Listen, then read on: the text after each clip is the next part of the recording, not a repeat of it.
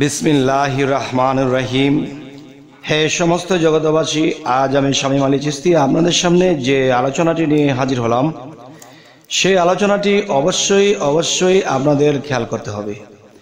সেই আলোচনাটি হলো, দেখুন যে মানুষ শরীয়তের কর্ম করে, শরীয়তের মানুষগুলো কিন্তু না দেখিয়া খুবই বিশ্বাসী, কিন্তু দেখেন যে আল্লাহকে আমি কল্পনা করেছি, আল্লাহকে দেখতে মনে হয় এরকম হবে, আল্লাহকে দেখতে হয়তো এরকম হতে পারে। আসলে কিন্তু কল্পনা তো কল্পনাই, কল্পনার সাথে কিন্তু বাস্তবতার কোনো মিল নাই।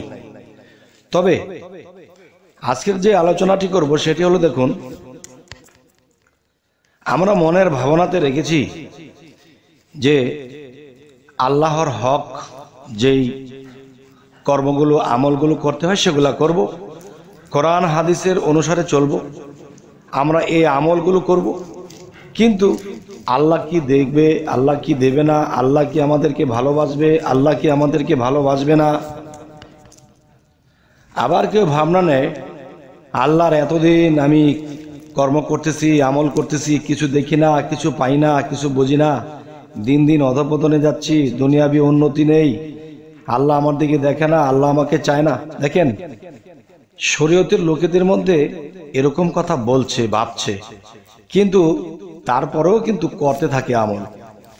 তো এখন কথা হলো যে আল্লাহ কিন্তু একটি কথা বলেছে যে ওয়াল্লাযী খালাকাল মাউতা ওয়াল হায়াতা লিআবলুওয়াকুম আইয়াকুম আহসানু আমালা ওয়া হুয়াল আজিজুল গাফুর। অর্থাৎ আমি মানুষের মৃত্যু ও জীবন সৃষ্টি করিয়েছি পরীক্ষা করার জন্য, তোমাদের মধ্যে কে কর্মে উত্তম। তবে দেখেন, আল্লাহ কি দিল না দিল, খাওয়াই রাখলো না খাওয়াই রাখলো, ওইদিকে লক্ষ্য করা যাবে না। ওইদিকে লক্ষ্য করলে কি হবে, তখন আল্লাহ কিন্তু মনে ব্যথা পাবে। সেটা কি, যে সে আমার আমল করছে, আমাকে ডাকে, কিন্তু সে আমার কাছে এই জিনিসগুলো আশা করে, আর সে আশা করে কখনো কখনো মন ক্ষুণ্ণ করে, আবার মনটাকে ঠিক করে, আবার মন ক্ষুণ্ণ করে, আবার ঠিক করে। তো এরকমভাবে যদি আমরা করি, তখন কিন্তু আল্লাহও মন ক্ষুণ্ণ করে, আবার আল্লাহর মনটা ভালো হয় আবার। তো এগুলো আমরা কি করতেছি, যে যতটুকু আল্লাহকে ভালোবাসি, আল্লাহর সুপথের কাজগুলো করি, কিন্তু আবার দেখা যায় আল্লাহ আবার দুঃখও পাচ্ছে আমাদের কাছ থেকে, আবার আনন্দও পাচ্ছে। আচ্ছা, এবার আসবো তরিকতের লোক যারা মুর্শিদ ধরেছে। এখন মুর্শিদ ধরেছে যারা, তারাও কিন্তু এরকম, আরে মুর্শিদ ধরলাম, কোনো কিছু দেখি না, কোনো কিছু পাই না, হ্যাঁ, এতদিন ধরে সাধনা করি, এতদিন ধরে কর্ম করি, কিছু দেখি না, কিছু পাই না। আসলে কি, একজন কামেল মুর্শিদ তো ধরতে হবে, এটা সঠিক, কিন্তু কামেল মুর্শিদ ধরার পরেও তিনি যে আমাকে কর্মকাণ্ড দিয়েছে, যে স্বভাব চরিত্র নিয়ে আমাকে থাকতে হবে, চলতে হবে, আমি কিন্তু সেভাবে চলতে পারছি না, এবং যেভাবে সাধনাগুলো দেওয়া হয়েছে সেগুলা কিন্তু আমরা নিয়মিত করছি না।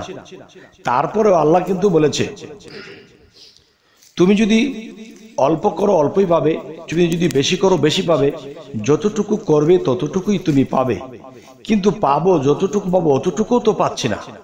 দিন দিন শুধু অধঃপতন দেখছি, দিন দিন খালি দেখতেছি যে আমরা নিচের দিকে যাচ্ছি, মানুষে আমাদেরকে খারাপ বলে, আমাদের অর্থনীতি নেই, চলতে ফিরতে পারি না। দেখেন, ওয়াল্লাযী খালাকাল মাউতা, আল্লাহ কি বলেছে, আমি মানুষের মৃত্যু ও জীবন সৃষ্টি করিয়াছি পরীক্ষা করার জন্য। যে এই জন্যই কিন্তু একটা কথা বলা হয়, আল্লাহ যখন আমাদেরকে যে অবস্থায় রাখে, সেই অবস্থায় থেকে আলহামদুলিল্লাহ বলতে হবে, যে আল্লাহ তুমি যেরকম রেখেছো আলহামদুলিল্লাহ। তখন আল্লাহ দেখবে, তাকে আমি পরীক্ষা করেছি, তাকে অর্থনীতিতে কষ্ট দিয়েছি, সমাজের চাপে রেখেছি, এবং সে ভালো করে খেতে পারেনি, তারপরেও সে আলহামদুলিল্লাহ বলতেছে। এরকম প্রায় প্রায় যখন আল্লাহর কাজগুলো করা হয়, আর যখন আলহামদুলিল্লাহ বলা হয়, এবং আল্লাহর কাজ নিয়মিত করা হচ্ছে, কিন্তু আল্লাহ আমাদেরকে ওই সাহায্য সহযোগিতা ওরকম কিছু দিয়ে আমাদেরকে ভালো রাখছেন না, তারপরও আলহামদুলিল্লাহ বলি, এক সময় আপনার দিন ঘুরিয়ে দেবে আল্লাহ। কেননা আপনি পরীক্ষায় পাশ হয়ে গেছেন, কারণ সুখে দুঃখে যে অবস্থায় থেকেছেন আলহামদুলিল্লাহ বলেছিলেন। তো আজকের কথা হলো যে যারা মুর্শিদ ধরেছে এবং নিয়মিত সাধনা করেছে, যাদের মনের মধ্যে আছে, আরে আল্লাহ পরীক্ষা করে বলে সবসময় কি মানুষের লাঞ্ছনার মধ্যে রাখবে? সবসময় কি মানুষের তলে ফেলে রাখবে? অর্থনীতিতেও ভালো নেই, খাওয়া দাওয়া চলাফেরা কোনো দিকেই সুখ নেই, শান্তিতে নেই। আল্লাহ কি একটু তো দেবে, একটু তো দেখবে আমাদেরকে? আচ্ছা, তাহলে দেখেন, আমার জীবনের ঘটনা না বলি, আমি অন্য কোনো অলিয়া উলিয়ার কথা আমি আপনাদেরকে বলবো। সে আউলিয়াটি আসলে সে যে আউলিয়া হয়ে আছে সে এটাও বুঝতে পারে না, এবং সে যে কর্ম করতেছে, সাধনা করতেছে, আর এটার ফল যে সে পাচ্ছে এটাও সে বুঝতেছে না। আচ্ছা, এটার বিষয়টা আমি আপনাদেরকে বলবো। সেটি হলো, দেখুন, মনে করেন যে একজন ব্যক্তি সৎ মন নিয়ে, প্রেম নিয়ে, ভালোবাসা নিয়ে, নিজের মুর্শিদের প্রতি, রাসূলের প্রতি, আল্লাহর প্রতি পূর্ণ প্রেম নিয়ে থাকে এবং কর্ম সাধনা করছে এবং চরিত্র সুন্দর রেখে চলছে, খারাপ কোনো নজর দেয় না, খারাপ কোনো কথা বলে না, খারাপকে বেছে বেছে চলে, ভালো দিকে চলে। কিন্তু সেই লোকটি বুঝতেই পারছে না যে সে এর বিনিময়ে কি পাচ্ছে, কিছু দেখতেও পায় না। তো এরকম করে সে যেখানে মুর্শিদ ধরেছিল সে মুর্শিদের প্রতি মন ক্ষুণ্ণ করেছে, আমি আর ইবাদত করব না, আমি আর সাধনা করব না, আমি আর সুপথে থাকব না, এমন কিছু ভাবনা যখন করেছে, তখন কি হয়েছে? সে একদিন, দুদিন, 5 দিন, 10 দিন আর কোনো কর্ম সাধনা কোনো কিছু করছে না। কোনো কিছু দেখি না, কোনো কিছু পাই না, কি করব সাধনা, থাক এমনি ভালো আছে।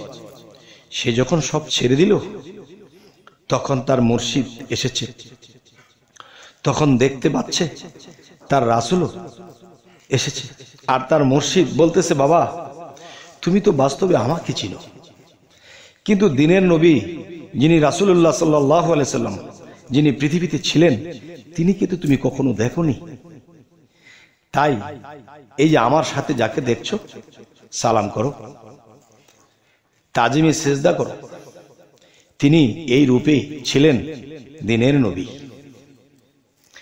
তখন সেই মুর্শিদ যখন বলল সালাম শ্রদ্ধা করতে, তাকে তাজিমে সেজদা করতে, তখন একটু পরে দেখে তার মুর্শিদ নেই।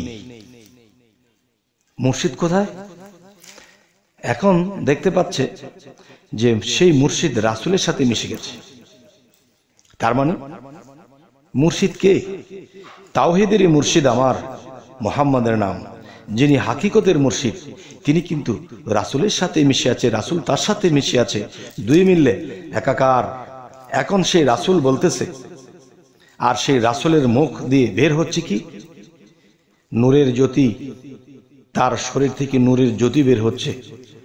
আর সেই রাসূলের মধ্যে যে তার মুর্শিদ মিশেছে, এখন রাসূলের কোনো কণ্ঠ শুনতে পায় না, শুনতে পাচ্ছে কার কণ্ঠ? তার মুর্শিদের কণ্ঠ শুনতে পাচ্ছে, সেই রাসূলের মুখ দিয়ে বার হচ্ছে, সুবহানাল্লাহ। তখন সেই রাসূল বলতেছে যে, বাবা তুমি মন ক্ষুণ্ণ করেছে কেন? তুমি যে নিয়মিত সাধনা করতে, সে তো দেখি, সে তো আমি পাই, তুমি যে আমার নামে দুরূদ পাঠ করো, তোমার মুর্শিদের নামে যে তুমি দুরূদ পাঠ করো, তাকে যে ভালোবাসো, সেটা তো তোমার মুর্শিদের ভিতরে থেকে আমি সেটা পাই, সেটা দেখতে পাই। কিন্তু তুমি তোমার ভিতরে ভাবনা নিয়েছো, কিছু দেয় না, কিছু পাই না, কিছু দেখি না, তুমি কর্ম থেকে বিরত হয়ে গেছো। এরকম করলে তো তুমি আবার সেই আগের জায়গায় চলে যাবে। তুমি যে উচ্চস্তর লাভ করেছো, তুমি যে আল্লাহর বন্ধু হয়েছো, তুমি তো সেটা বুঝতে পারছো না। তুমি পাওনি মানি, তুমি আমার সাথে আসো দেখি, তোমাকে দেখিয়ে দিই, আসো দেখি আমার সাথে। তখন অনেকগুলো গোডাউন দেখালেন, নেকের গোডাউন, তার মানে তার আমলের যে শক্তি, পাওয়ার, যে জিনিসগুলো সে কামিয়েছে সেই জিনিসগুলো দেখতে পাচ্ছে। এবং যেখানে দেখতে পাচ্ছে সেই জিনিসের গেটের মধ্যে লেখা আছে কার নাম? এই ভক্তের নাম লেখা আছে। ওই যে দেখো, তুমি যে কর্ম করেছো এটা জমা রাখা হয়েছে আল্লাহর তরফ হইতে। ওই যে একটা গোডাউন দেখছো, এটাও তোমার নামে, এটা জমা আছে। ওই যে একটা গোডাউন দেখছো, এটার গোডাউনের গেটের মধ্যে তোমার নাম লেখা আছে, এই গোডাউনটি তোমার, তুমি কামাই করেছো। কিন্তু এগুলো আল্লাহর কাছে রাখে। কেন রাখে? যে দেখো, বাহ্যিকভাবে যদি কোনো ছেলে মেয়ে কাজ করে, ব্যবসা করে, কোনো চাকরি করে, তখন বাবা মার কাছে যখন টাকা পয়সা এনে দেয় তখন বাবা মা কি করে? এটাকে জমা করে রাখে, এটা আমার ছেলের ভবিষ্যৎ হবে। ঠিক তোমার যে কামাই সম্পদ তুমি যা আল্লাহর কাছে অর্জন করেছো তা তোমাকে আল্লাহ দেখাচ্ছে না, দিচ্ছে না। কেন? তুমি যদি কখনো এগুলার অহংকারে বসো, এই অহংকারে যদি তুমি বলো আমার এটা আছে, আমার এই পাওয়ার আছে, আমার এই শক্তি আছে, আমার এটা আছে সেটা আছে, তখন কিন্তু আল্লাহ বেজার হয়ে যাবে। তোমার সেই সম্পদ তোমার কোনো কাজে আসবে না, তোমার সেই সমস্ত কিছুই ধ্বংস হয়ে যেতে পারে, আল্লাহ তা মিশিয়ে দিতে পারে। এই জন্য আল্লাহ তোমাকে বাঁচিয়ে রাখার জন্য, ভালো রাখার জন্য আল্লাহর কাছে তোমার সম্পদগুলো জমা রেখেছে। হে সমস্ত জগতবাসী, আজকে এই আলোচনাগুলো কেন করলাম? এই জন্যই করলাম, পৃথিবীতে অনেক পীরের মুরিদ আছে, যদি কামেল মুর্শিদ ধরেও থাকে, যদি ভালো কর্ম করেও থাকে, তারা বুঝতে পারছে কিছু দেখছে না, কিছু পাচ্ছে না, তাদের মন ক্ষুণ্ণ হয়ে যায়। তাদের মন যেন ক্ষুণ্ণ না হয়, এই জন্য আজকের এই আলোচনাটি করলাম। এই আলোচনাটি আপনাদের কেমন লাগলো? ভালো লাগলো অবশ্যই জানাবেন, খারাপ লাগলো অবশ্যই জানাবেন। তবে হে সমস্ত জগতবাসী, এই ধরনের আলোচনা যদি আপনারা পেতে চান অবশ্যই সাবস্ক্রাইব করে নেবেন, এবং যদি ফেসবুক হয় তবে অবশ্যই ফলো করে রাখবেন, যাতে করে আবার আপনাদের সাথে সাক্ষাৎ হয়ে যায়। তো সকলে ভালো থাকবেন, আল্লাহ হাফেজ।